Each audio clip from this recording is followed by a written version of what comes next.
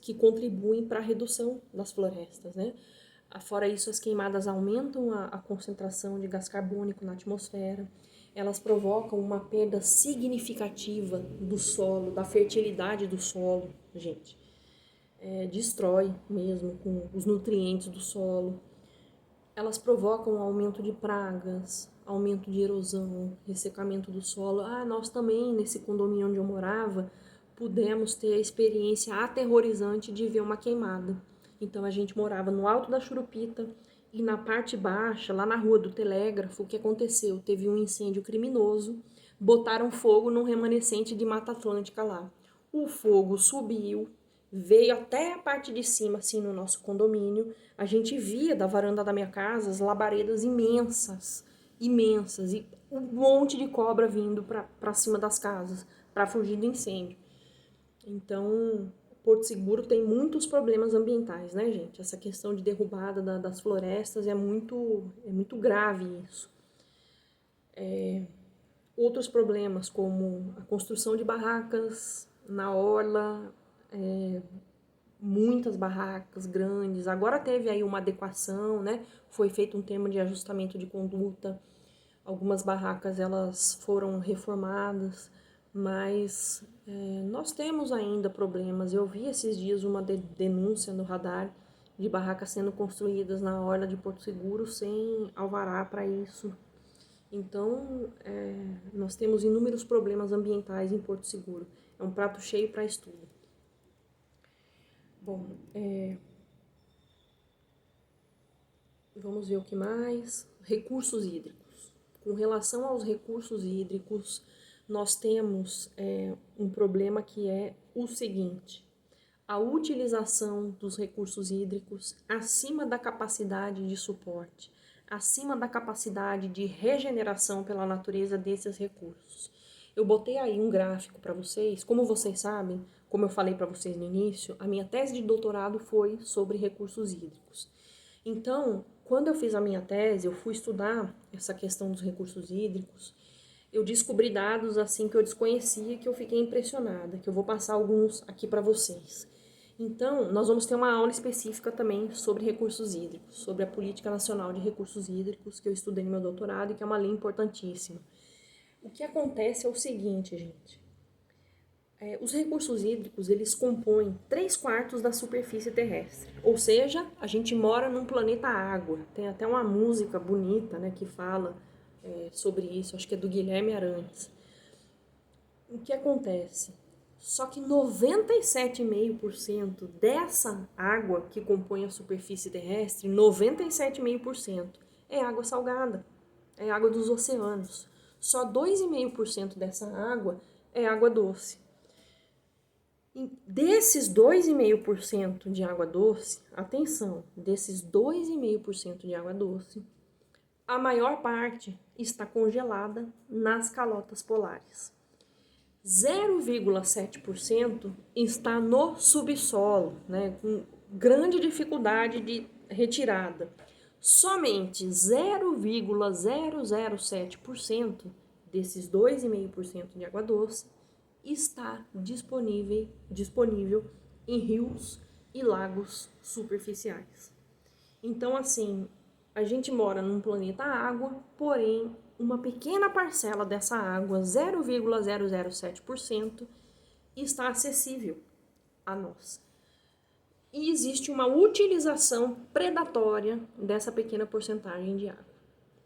O Brasil, por exemplo, nós, desses 2,5%, né, desses recursos hídricos, 11% está no nosso país. O Brasil ele possui 11% dos recursos hídricos superficiais do planeta.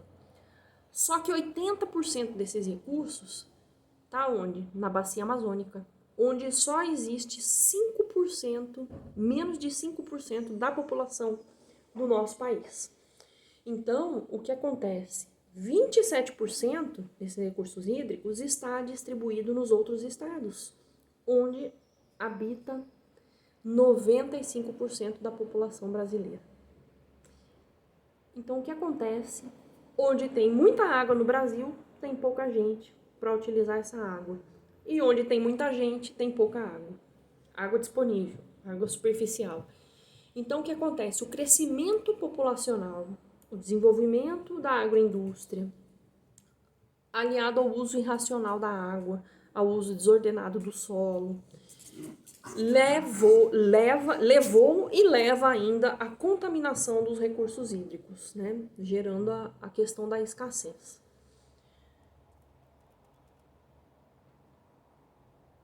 Então, o que acontece? No Brasil, nos últimos 60 anos, a população mundial ela duplicou, mas o consumo da água ele se multiplicou por 7. Vocês lembram lá da teoria de Thomas Malthus? Então, o que acontece? Existe um uso irracional, um uso indiscriminado desses recursos hídricos. E hoje, cerca de 1 bilhão de pessoas não tem disponibilidade, não tem água suficiente, né, para a sua subsistência. Cerca de 1 bilhão de pessoas no mundo inteiro. Estima-se que daqui a 30 anos, 5,5 bilhões de pessoas vão enfrentar problemas graves de escassez de água no mundo. Mais da metade do total da água disponível está sendo retirada diretamente dos rios. E existe uma estimativa que agora no ano de 2025, está pertinho aí, daqui 4 anos, menos de 4 anos, chegue-se a 70% de retirada da água disponível, retirada direta dos rios. Imagine o impacto que isso vai causar, né? Problemas de seca, problemas de falta de água para irrigar as plantações, problema de falta de água para dessedentação de animais, para o uso doméstico, né, dessa água. Então, existe um aumento da demanda por alimentos cada vez maior, teoria de Thomas Malthus. Estima-se que em 2025, mais de 2 bilhões de pessoas não vai ter alimento suficiente para comer. E para que haja um incremento da produção de alimentos, o que é que precisa para produzir alimento, gente? Precisa de água. Então, estima-se que vai ser necessário um suprimento 60% maior de água do que o atual. Então, imaginem a gravidade do problema ambiental relacionado à escassez de água que está por vir. Isso é para a gente refletir, para a gente pensar um pouco. Outros problemas ambientais do Brasil. A ocupação do solo. Então, no Brasil existe um modelo urbanístico que é dividido entre cidade oficial, que é aquela cidade, né, ordenada, com registro nos órgãos municipais, e a chamada cidade oculta, que vem a ser o quê? A ocupação ilegal dos solos, né? Então, a população que não tem acesso a um pedaço de terra legalmente constituído para construir a sua casa, o que ela faz? Ela ocupa de forma ilegal áreas que não poderiam ser ocupadas, como encostas de morros, como áreas de APPs, né? Então isso gera o quê? Isso gera uma degradação ambiental. Quando a gente vê na televisão aqueles morros, né, que chove e tem deslizamento de terra e mata um monte de gente, por que isso acontece? Porque esses morros não eram para estar ocupados. Só que a população carente, que não tem acesso à ocupação legal, a um pedaço de terra legalmente constituído para construir a sua casa, o que ela faz? Ela vai para essas áreas que não poderiam ser ocupadas, áreas ambientalmente frágeis, e isso gera problemas ambientais graves. Então, por isso que as questões ambientais, elas estão diretamente relacionadas a questões socioeconômicas também, né? A população que não tem acesso a uma vida digna, o que elas fazem para poder sobreviver? Elas vão ocupar áreas que não poderiam ser ocupadas. Dados da USP mostram que existem mais de 3 milhões de moradias em terras invadidas ou inadequadas. Bom, então, existe uma relação direta entre essas moradias pobres, essas moradias dos excluídos, né, com as áreas ambientalmente frágeis. No Brasil, o que acontece? Existe um número de favelas assustador, absurdamente grande. mais de 12,4 milhões de pessoas vivendo em condições precárias, em mais de 3,2 milhões de domicílios. É um número muito elevado. Como consequência, é aquilo que eu falei para vocês, que a gente vê na televisão: enchente, deslizamento de terra, desmatamento, né, ocupação de margens de rios onde era para ter floresta.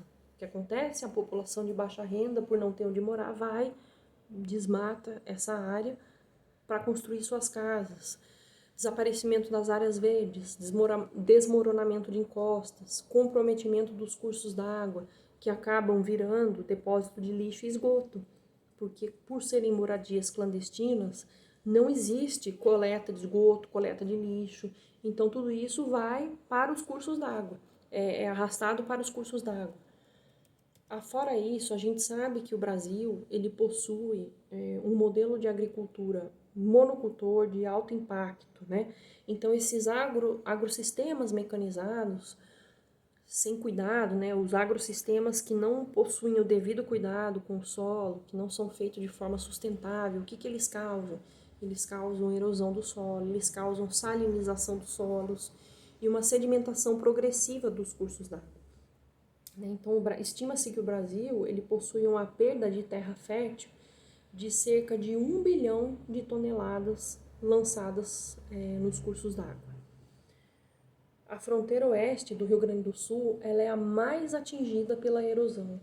E aí ocorrem os problemas, né, de vossorocas, que são aquelas crateras imensas formadas pela erosão. Elas podem atingir mais de 8 metros de profundidade. Outro problema ambiental do Brasil, a questão do lixo. Então, quase 80% da população brasileira urbana,